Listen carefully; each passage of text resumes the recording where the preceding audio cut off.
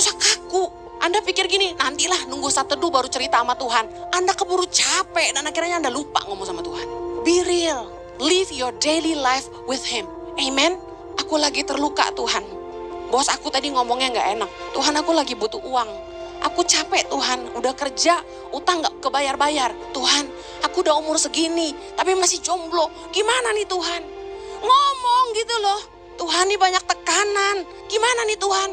Ngomong apapun lah sama Tuhan. Gak ada tata cara tertentu. Tentu kita mengasihi Tuhan, kita hormat sama Tuhan, kita gak kurang ajar sama Tuhan. Tapi intinya, kekristenan gak boleh jadi agamawi. Mari hidup bersama Tuhan setiap hari.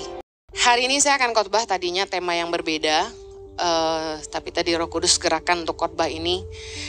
Saya akan bicara tentang hidup bergaul dengan Tuhan. Hidup bergaul dengan Tuhan. Kejadian 5 ayat 22. Kita mau belajar tentang Henok. Kita baca sama-sama. Dan Henok hidup bergaul dengan Allah selama 300 tahun lagi. Setelah ia memperanakan Metusalah dan ia memperanakan anak-anak lelaki dan perempuan. Jadi Henok mencapai umur 365 tahun. Dan Henok hidup bergaul dengan Allah.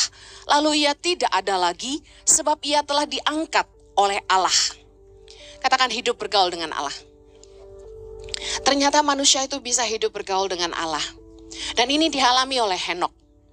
Alkitab tidak banyak menulis tentang Henok, keturunan ketujuh dari Adam.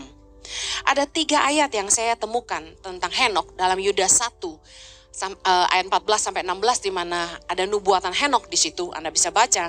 Kemudian ada dalam Ibrani 11 ayat yang kelima yang mengutip hal yang sama, karena iman Henok terangkat supaya ia tidak mengalami kematian dan ia tidak ditemukan karena Allah telah mengangkatnya, sebab sebelum ia terangkat ia memperoleh kesaksian bahwa ia berkenan kepada Allah. Keren, luar biasa ya. Kemudian dalam Lukas 3 ayat 37 dalam silsilah Tuhan Yesus, nama Henok sekali lagi disebut di situ, anak Yared. Nah, intinya bukan tentang siapa Henok dan apa saja karya-karyanya, tapi yang paling menarik adalah Henok hidup bergaul dengan Allah. Bagaimana kita bisa belajar hidup bergaul dengan Tuhan seperti Henok? Roh Kudus kasih pewahyuan sama saya. Henok ini jadi satu tokoh di hidup saya yang membuat saya belajar pengen hidup seperti Henok. Saya pengen bisa bergaul dengan Tuhan seperti Henok. Nah, Anda tahu dalam hubungan itu ada 5 fase. Yang pertama kita tahu seseorang. Yang kedua kita kenal seseorang. Yang ketiga kita jadi teman dengan orang itu.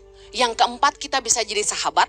Yang kelima kita jadi intim dengan itu. Intimate friend bahasa Inggrisnya. Nah, ketika bicara soal belajar bergaul dengan Tuhan, jangan berhenti di sekedar tahu Tuhan. Jangan sekedar Anda mengenal siapa Tuhan. Tapi mari lebih intim dan bergaul dengan Tuhan. Dalam pergaulan saja, kedekatan itu berbeda ketika kita dengan teman, ketika kita dengan sahabat, dan ketika kita dengan orang-orang yang sangat intim dengan kita. Nah, bagaimana cara bergaul dengan Tuhan? Yang pertama, kita harus tanamkan pemikiran bahwa begini, kita itu bisa berbicara atau berkomunikasi dengan Tuhan di mana saja, kapan saja, dan apa saja. Saya melihat kekristenan bagi banyak orang menjadi sekedar agama. Kekristenan menjadi sangat agamawi karena doktrin-doktrin tertentu yang mengajarkan bagaimana cara kita bisa berkomunikasi dengan Allah. Tanamkan di pikiranmu hari ini. Kalau Anda ingin lebih mengenal Tuhan dari dekat, Anda harus mengerti bahwa Anda bisa berbicara dengan Tuhan kapan saja, di mana saja, dan apa saja. No limit. Gak ada rules, gak ada aturan tertentu. Nah, dimulai dari ingin kenal Tuhan lebih dekat, aplikasi aja kehidupan kita. Kalau ketika kita pengen kenal seseorang lebih dekat, apa yang kita lakukan? Kita akan bangun komunikasi, betul? Kita minta nomor handphonenya, kita mulai WhatsApp, say hi. Apa kabar? Kapan bisa ketemuan? Kapan bisa ngopi bareng, betul? Apalagi kalau lagi ngejar cewek. Saya perhatiin kalau orang lagi kasmaran, lagi ngejar-ngejar gitu. Pagi good morning. Jam 10 lagi ngapain? Jam 12 makan apa? Betul nggak? Jam 3 what doing? Jam 5 udah nanya kapan pulang. Kita bangun komunikasi begitu intens ketika kita berusaha dekat dengan seseorang. Nah, seberapa sering Anda bicara dengan Tuhan menunjukkan niatmu untuk dekat dengan Tuhan. Masalahnya gini, kita itu nggak boleh bikin komunikasi sama Tuhan itu jadi kaku dengan aturan-aturan tertentu. Kita bisa ngomong sama Tuhan tuh kapan aja, di mana aja, dan apa saja. Tapi karena aturan-aturan ini, kita berpikir kita hanya nunggu waktu saat teduh untuk ngomong sama Tuhan. Saat teduh tiap orang kan beda-beda. Kalau pagi nggak keburu, malam, bener nggak? Nah, kita ngumpulin semua problema kita di waktu saat teduh. Kita kesel saat ini sama orang, kita tunggu nanti malam baru ngomong sama Tuhan. Nah, nanti malam kita mau ngomong sama Tuhan, kita udah kecapean. Kita tidur deh. Kita pikir besok pagi aja lah. Kita besok pagi buru-buru ke kantor. Gak keburu ngomong sama Tuhan. Paling bilang, Tuhan good morning, terima kasih buat hari ini, sertai saya, amin. Akhirnya kita gak pernah ngomong sama Tuhan, karena kita sibuk. Nah, Yesus mengajarkan kita cara berkomunikasi dengan Bapa. Di dalam Matius 6 tentang hal berdoa, menarik sekali di ayat 5 dikatakan gini, apabila kamu berdoa, janganlah berdoa seperti orang munafik, yang mengucapkan doanya dengan berdiri di rumah-rumah ibadat, di tempat tikungan-tikungan jalan supaya mereka dilihat orang. Jadi ini gini, jangan doa nunggu di gereja. Jangan nunggu doa tuh kalau di persekutuan aja. Nunggu dilihat orang, ngapain? Jadi sebenarnya kebutuhan kita berbicara dengan Allah itu di mana saja. Gak ada hubungannya sama orang. Jangan karena kakak rohani bilang, absen lo ya, kamu laporan lo ya, buku saat teduhmu gitu. Wah, kita terpaksa di saat teduh karena takut dicek buku saat teduhnya. Enggak gitu. Jangan kayak orang munafik. Kemudian menarik di ayat ke-7 dibilang gini, lagi pula dalam doamu itu janganlah kamu bertele-tele seperti kebiasaan orang yang tidak mengenal Allah. Menarik ya, bertele-tele karena tidak mengenal Allah. Nah, di dalam hubungan yang dekat dengan Allah, seperti kita dekat dengan orang, yang pertama itu ditandai dengan rasa nyaman. Kita bisa ngomong apa aja, tanpa perlu banyak mikir, birokrasi, muter-muter, paham ya? Kita sama Tuhan itu jangan bertele-tele, gak usah muter-muter. Kalau ngomong tuh straight to the point, apa aja, nyaman. Kemudian, bicara soal hubungan, ada kepercayaan. Kita gak akan dihakimi, kita bisa ngomong apa saja sama Tuhan. Ada rasa nyaman yang terbangun di situ. Nah, saya kalau ngomong sama Tuhan, saya belajar bergaul dengan Tuhan tuh gini. Saya kasih contoh. Waktu saya lagi nyetir mobil sendirian, saya bilang, Tuhan, saya harus gimana ya? Saya bingung gitu. Misalnya contohnya tentang anak aja ya. Yang namanya baru punya anak, baru gede ya, baru remaja ya kan. Anak saya yang besar kembar umur 19 tahun, yang kecil 17, mau 17. Nah, generasi Z itu susah dimengerti. Dikasih tahu tuh angel bahasa Jawanya.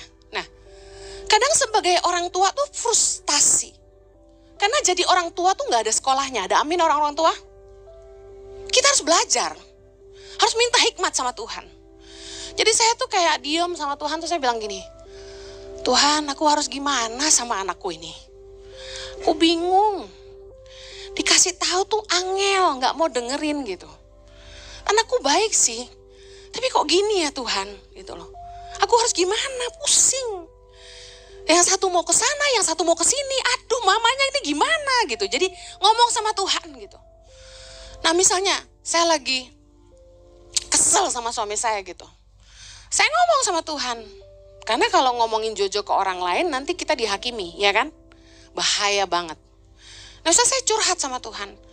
Tuhan, orang ini kok dikasih tahu kok susah banget gitu, ya. Jadi saya ngomong kayak gitu santai gitu sama Tuhan. Waktu saya masih sekolah di Australia, Pertama kali ke Sydney itu bulan Juni. Dingin, winter. Namanya aja winter. Angin kenceng, dingin sekali. Namanya orang baru datang dari Indonesia. Kedinginan. Saya udah pakai coat, masih dingin. Jalan menuju ke pemberhentian bus. Itu saya ngomong sama Tuhan. Saya bilang gini, Tuhan terima kasih saya bisa ada di Sydney. Anginnya kenceng banget Tuhan. Saya kedinginan. Tuhan tolong saya supaya saya bisa kuat. Supaya saya nggak sakit. Tuhan tolong supaya nanti di sekolah saya bisa ngikutin pelajaran. Tuhan tolong saya ya. Jadi saya tuh kalau ngomong sama Tuhan tuh seolah-olah as if He was there with me. He was. Amen. Kita harus ngerti bahwa Tuhan bersama kita. Nah, berbicaralah kepada Tuhan seperti itu. Nggak perlu basa-basi, bertele-tele. Saya kalau doa makan paling cepat. Biarpun saya sering dihina orang, katanya doa orang lapar, biarin. Karena saya yakin hubungan saya sama Bapak seperti anak saya sama saya. Anak saya mau makan tinggal bilang gini, Mami, I wanna eat, you wanna eat? Mama saya mau makan, Mama mau makan nggak? Saya kalau doa makan gini, Bapak terima kasih buat makanan ini, kuduskan sucikan, jadi kesehatan nggak jadiin saya gendut. Amin. Langsung semua orang liatin saya, doa orang lapar, biarin. Saya kalau Jojo udah lempar-lempar orang lain yang pimpin doa makan, itu saya udah gini, laler udah banyak nih. Dia doain gini, Tuhan, Bapa kami yang di sorga, terima kasih buat makanan ini. Berkati janda-janda, anak-anak fakir miskin yang belum bisa makan seperti kami. Mereka yang berada di pelosok-pelosok Indonesia. Terima kasih Tuhan. Juga kami berdoa untuk hamba-hambamu di seluruh Indonesia ini yang mungkin susah makan. Kasih mereka makan Tuhan. Saya mikir gini, lu doa makan apa doa syafaat? Beda. Bukan gak boleh doain orang, tapi waktunya gak tepat, kita lapar. Ada amin? Masa anak saya mau makan aja, Mami, I thank you for bringing the food on the table for me. You have worked so hard. You preach so long for us to eat. Thank you, Mami. And the food is so good and make us healthy. Dia kalau sampai kayak gitu, saya pasti bilang gini, are you okay? Lu kenapa? Ngerti gak sih? Yesus ngajarin kita loh. Jangan bertele-tele. Udah, jangan basa-basi. Ngomong aja, ada amin? Jadi kalau sama Tuhan itu, ada paradigma-paradigma yang ngajarin gini. Kalau mau doa ketemu Tuhan, harus mandi dulu. Saya gak setuju. Saya biasa belum sikat gigi aja doa. Bener gak? Terus katanya gini, harus nyanyi 2-3 lagu dulu supaya kita masuk hadirat Tuhan. Ada ayatnya. Mazmur berkata, masuk gerbangnya dengan puji-pujian. Oke lah, tapi gak harus selalu begitu. Waktu saya lagi rasa gak mau nyanyi, ya saya gak nyanyi. Saya mau nangis, ya saya nangis. Sama Tuhan gak perlu gitu-gitu amat. Dia gak akan marah kalau kita gak nyanyi. Kemudian, kita harus baca firman berapa pasal dulu sebelum berdoa. Kemudian, kalau mau doa harus bahasa roh dulu. Terus, kalau mau doa ada urutannya. Kata suami saya, Bapak Pendeta Yohanes Kristianus, Dr. Yohanes Kristianus, bilang kalau mau berdoa, taruh tangan di dadamu. Doalah mulai dari ibu jarimu. Ibu jari bicara, orang-orang yang terdekat di hati kamu, ya. Doain, dia bilang. Habis itu, telunjuk, bicara siapa? Guru-guru kamu, pemimpin-pemimpinmu, doain mereka. Lalu, jari tengah, paling tinggi. Kalau lebih pendek gimana? Doain yang pemerintah-pemerintah, dia bilang. Jari manis, orang-orang yang kita gembalakan. Orang-orang di bawah kita. Hah? Teman. Orang-orang lemah, oke, jari manis lebih lemah, dia bilang. Doain orang-orang lemah. Kelingking, baru doain diri sendiri. Karena kita harus paling kecil, Tuhan paling besar gitu. Oke, ada waktunya kita doa syafaat. Bener teorinya itu kita doain seperti ibu jari tadi. Tapi bicara soal relationship, gak ada aturan. Masa Jojo bikin aturan misalnya, Henny, kalau mau ngomong sama aku, kamu harus sebut 5 kalimat dulu. ribet banget gitu loh. Sama Tuhan gak gitu. Hidup bergaul dengan Tuhan itu gak ada aturan dan waktu tertentu. Kita bisa ngomong sama Tuhan kapan aja, di mana aja, apa aja. Bayangin kalau untuk ketemu Tuhan aja dibikin begitu ribet dan rumit. Gak heran orang males cari Tuhan. Kadang saya gak kepengen nyanyi, soalnya kalau pagi suara serak. Terus ada Jojo, kan gak mungkin berisik. Nah, baru mau doa aja orang mikir udah males gitu. Nah, the real is gini. Kita bisa ngomong sama Tuhan. Seperti Bapa, seperti seorang teman, seperti kekasih. Cara kita bicara sama Tuhan pasti beda-beda. Tergantung dari cara pandang kita tentang siapa Tuhan. Who is God to you? Siapa Tuhan buat Anda? Ada orang-orang yang melihat Tuhan sebagai Bapa. He is my father. Ada orang-orang yang melihat Tuhan sebagai lover. Kita mempelai Tuhan Yesus. Ada orang yang melihat Tuhan sebagai best friend. Ada lagunya, Jesus, you are my best friend, gitu kan. Kemudian ada yang lihat Yesus sebagai savior, penyelamat. My Jesus, my savior, gitu. Nah, ada yang lihat Tuhan sebagai raja, sebagai Tuan yang diagungkan. Nah, disitulah saat kita nyembah penuh pengagungan, penuh rasa syukur dalam kekudusan. Nah, is it matter? No. It's okay. Pemimpin pujian di gereja bikin lagu beda-beda arah. Kadang-kadang lagunya tentang Bapa. Engkau Bapa yang baik, yang peduli hidup kami, yang menyediakan semua yang kami butuhkan. Kadang-kadang mereka nyanyi tentang Yesus kekasih jiwa kami. Kadang-kadang mereka nyanyi tentang Jesus my friend. Apa kemarin Michael Panjaitan di Sydney bolak-balik nyanyi A friend of God. Kemudian kita nyanyi tentang Yesus penyelamatku, my Jesus, my Savior, dan sebagainya. It doesn't matter. Tapi yang penting gini, kalau kita doa, nggak usah bertele-tele. There's no rule. Jojo sama saya nggak ada aturan. Kapan aja saya pengen ketemu Jojo, saya pengen ngomong sama Jojo kapan aja, kan dia suami saya. Tuhan mau kita sedekat itu. Kok usah kaku. Anda pikir gini, nantilah nunggu saat teduh baru cerita sama Tuhan. Anda keburu capek dan akhirnya Anda lupa ngomong sama Tuhan. Be real. Live your daily life with Him. Amen. Aku lagi terluka Tuhan. Bos aku tadi ngomongnya gak enak. Tuhan, aku lagi butuh uang. Aku capek Tuhan, udah kerja, utang gak kebayar-bayar. Ngomong.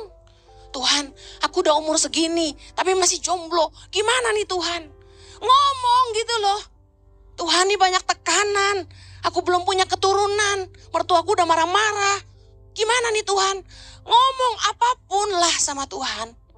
Gak ada tata cara tertentu. Tentu kita mengasihi Tuhan, kita hormat sama Tuhan, kita gak kurang ajar sama Tuhan. Tapi intinya, kekristenan gak boleh jadi agamawi. Mari hidup bersama Tuhan setiap hari. Yang mau katakan amin.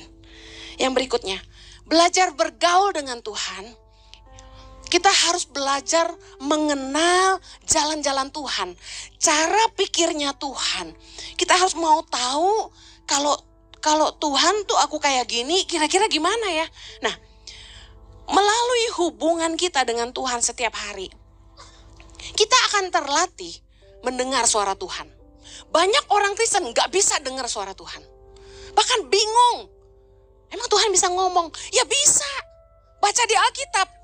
Semua nabi-nabi berbicara dengan Tuhan.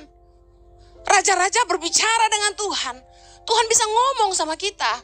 Seril itu. Nah, waktu kita mulai bangun hubungan dengan Tuhan tiap hari, Anda akan amazed. Roh Tuhan mulai bicara dengan Anda. Nah, dari cara Tuhan bicara sama kita, dan dari firman Tuhan yang kita baca, kita akan mulai ngerti cara pikirnya Tuhan. Kita akan mulai ngerti value-nya kerajaan Tuhan. Kita akan mulai ngerti pribadinya Tuhan. Saya kasih contoh. Saya punya staff yang udah hafal banget cara pikir saya.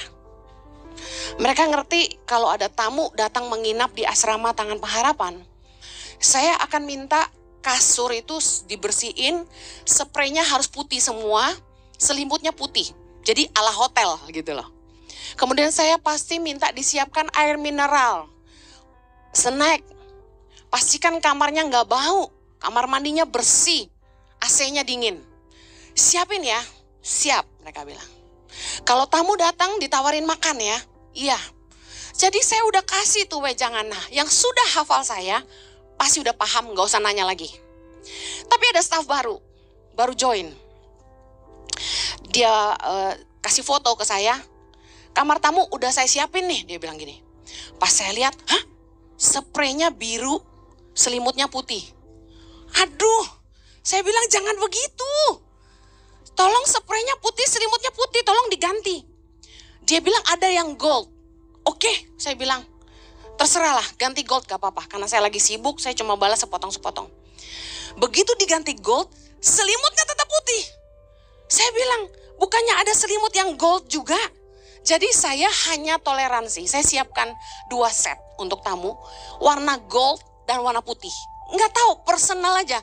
Saya nggak suka spray itu warna biru, hijau, merah, pink gitu, nggak mau. Apalagi bunga-bunga, nggak mau. Pokoknya kalau buat tamu tuh harus yang bersih gitu. Putih atau gold. Gold kan elegan gitu kan. Waktu dia pasang bolak-balik salah, di situ Roh Kudus kayak kasih pewahyuan buat saya. Orang yang mengerti cara berpikir Tuhan, pasti ngerti standarnya Tuhan. Tahukah Anda bahwa banyak orang yang nggak peduli Tuhan maunya apa? Sedangkan Tuhan mau kita belajar mengenal jalan-jalan Tuhan. Mazmur 95 ayat 10. Kita baca sama-sama. 40 tahun aku jemu kepada angkatan itu. Maka kataku, mereka suatu bangsa yang sesat hati. Dan mereka itu tidak mengenal jalanku. Tuhan kesel sama bangsa Israel. Selama 40 tahun itu, mereka tuh maunya cuma mujizat dari Tuhan. Mereka hanya maunya berkat. Mereka hanya maunya Tuhan sediain yang mereka butuhkan. Tapi mereka tidak pernah berusaha mengenal jalan-jalan Tuhan. Keluaran 33 ayat 11 kita lihat. Dan Tuhan berbicara kepada Musa dengan berhadapan muka. Seperti seorang berbicara kepada temannya. Luar biasa? Katakan Tuhan bisa bicara. Tuhan itu bergaul akrab dengan Musa. Sampai dikatakan dia berbicara muka dengan muka seperti orang teman. Sedahsyat itu. Nah, yang luar biasa gini. Dalam ayat 13, Musa bilang gini. Maka sekarang, jika aku kiranya mendapat kasih karunia di hadapanmu, beritahukanlah kiranya jalanmu kepadaku. Sehingga aku mengenal engkau. Supaya aku tetap mendapat kasih karunia di hadapanmu. Ingatlah bahwa bangsa ini umatmu. Saya kasih perumpamaan dalam hidup sehari-hari. Kalau Anda terima orang kerja sama Anda. Orang itu kalau niat kerja lama. Dia niat kerja yang baik. Dia pasti tanya. Ibu sukanya makan apa? Ibu sukanya bagaimana? Dia mau belajar your way, paham ya?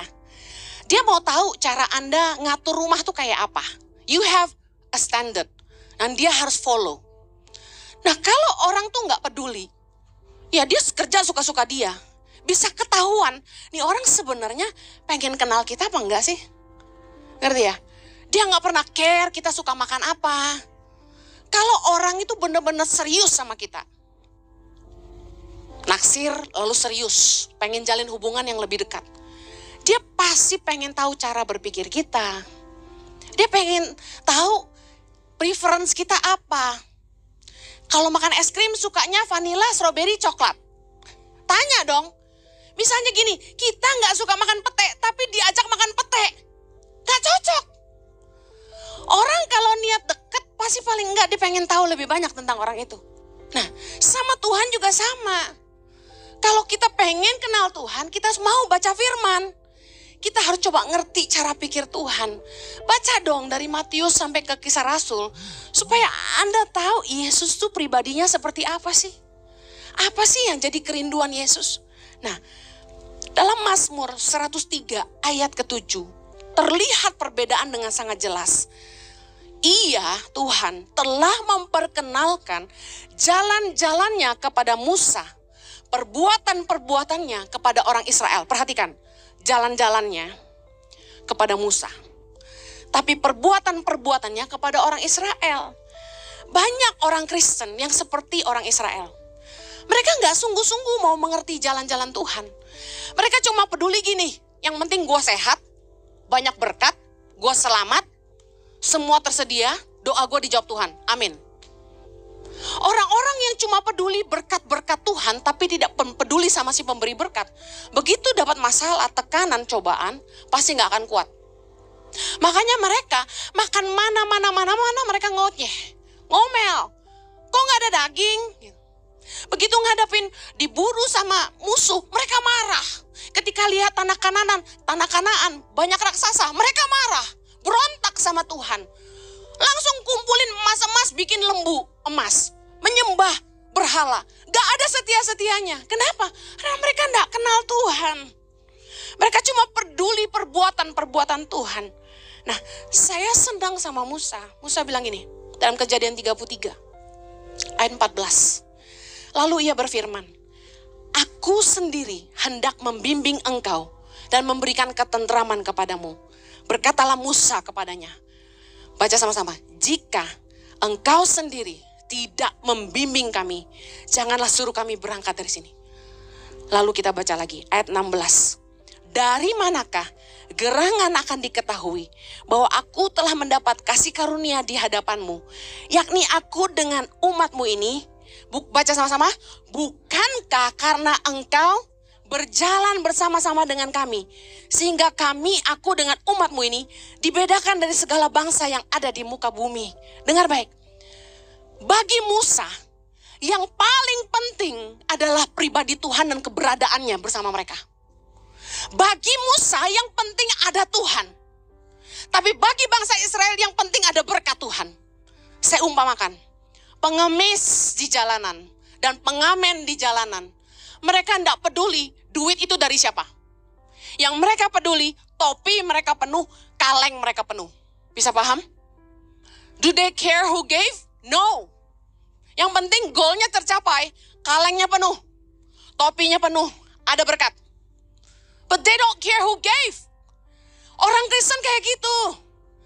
Kita kadang-kadang tanpa rasa dan tanpa kita sadari, roh Tuhan meninggalkan kita. Dan kita tidak tahu.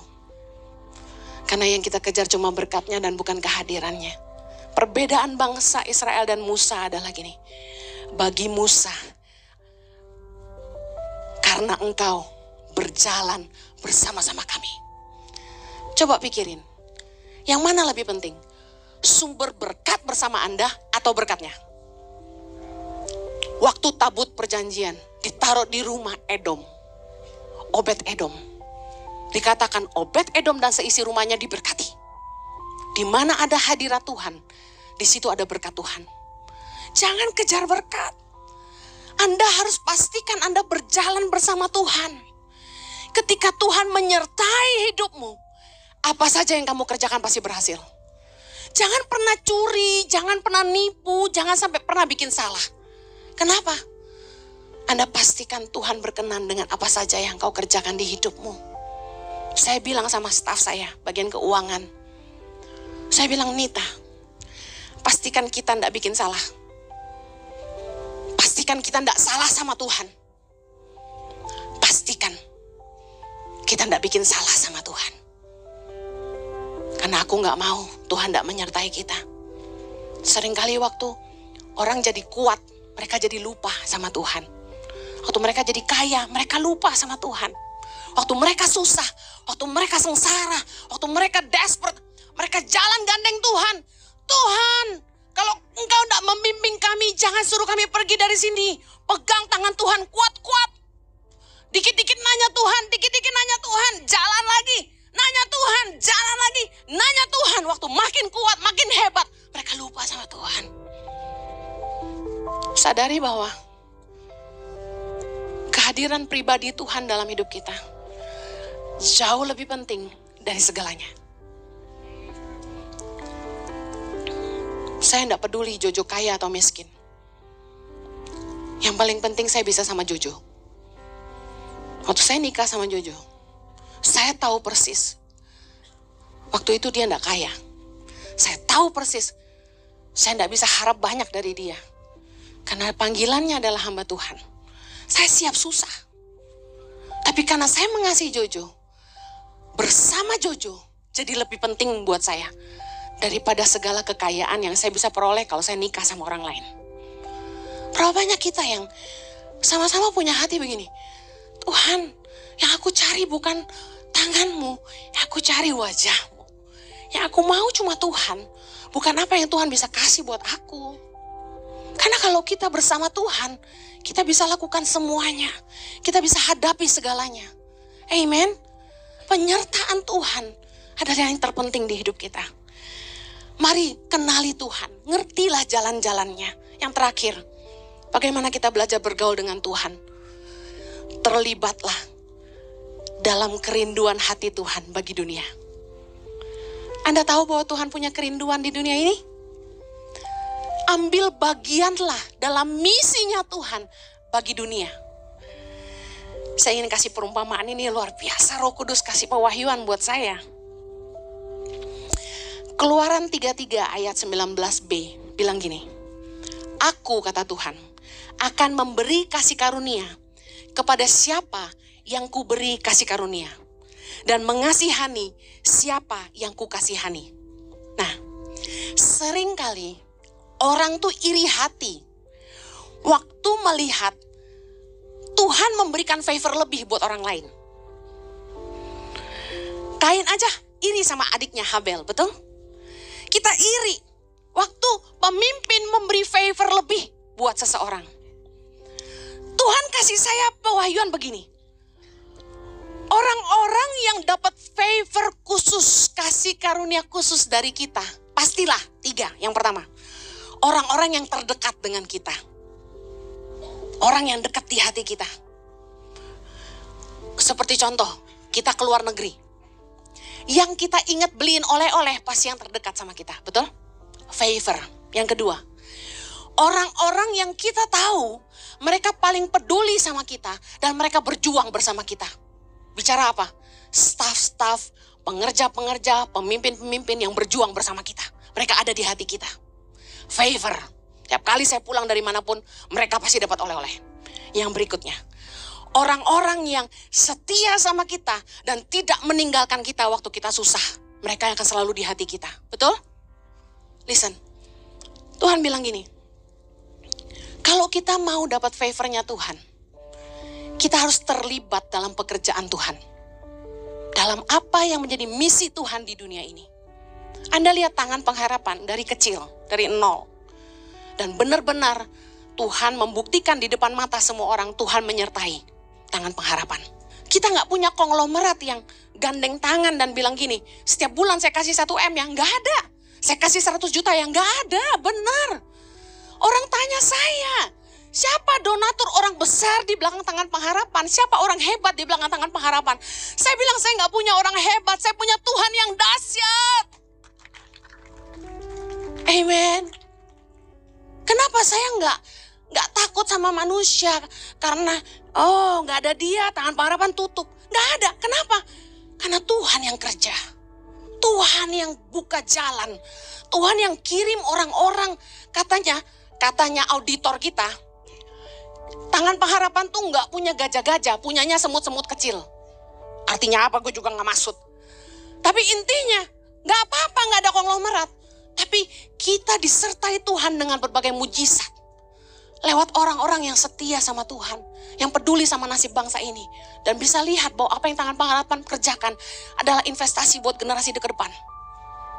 Kekristenan harus jadi bukti nyata kasih Tuhan bagi bangsa kita. Sudah terlalu lama kita main gereja-gerejaan. Kita harus bisa buktikan sama dunia bahwa Tuhan itu hadir di tengah-tengah kita. Bahwa di dalam kekristenan ada kasih Tuhan. yang peduli sama orang-orang yang tidak diperhitungkan. Nah, saya mau katakan gini, tidak mungkin kita memberitakan tentang Tuhan tanpa kesaksian dan bukti tindakan. Dan saya bersyukur waktu Tuhan izinkan Ici berdiri sampai hari ini, saya lihat kesetiaan Tuhan yang gak pernah selesai menyertai kami. Melihat bagaimana Tuhan mendatangkan jemaat yang mendukung visi yang Tuhan beri buat gereja ini. Bagaimana kita semua rame-rame bisa nolong Indonesia. Karena saya sama Jojo berdua gak bisa. Saya butuh keluarga, saya butuh Anda semua. Ambil bagian. Saya kasih tahu, kita gak cari cuan. Saya udah pernah cerita.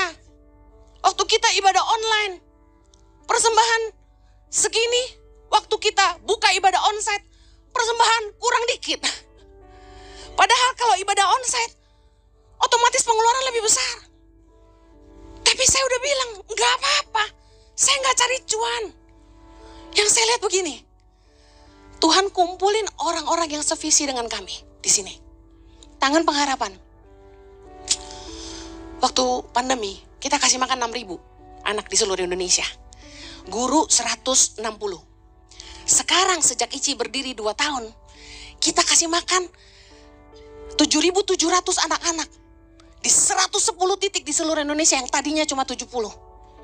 Dan hari ini kita punya 250 lebih guru di seluruh Indonesia. Sejak Ici berdiri. Membuktikan Tuhan kirim jemaat yang memang sevisi. Tuhan akan menyertai orang-orang yang peduli sama kerinduannya Tuhan. Kalau Anda ingin hidupmu disertai Tuhan, terlibatlah dalam apa yang Tuhan mau kerjakan di dunia ini. Saya percaya, kenapa Tuhan menyertai Tangan Pengharapan? Karena Tangan Pengharapan pekerjaan Tuhan, bukan visi saya pribadi. Makanya Tuhan menyertai. Orang yang melakukan kehendak Tuhan akan dekat dengan kasih karunia Tuhan. Katakan amin.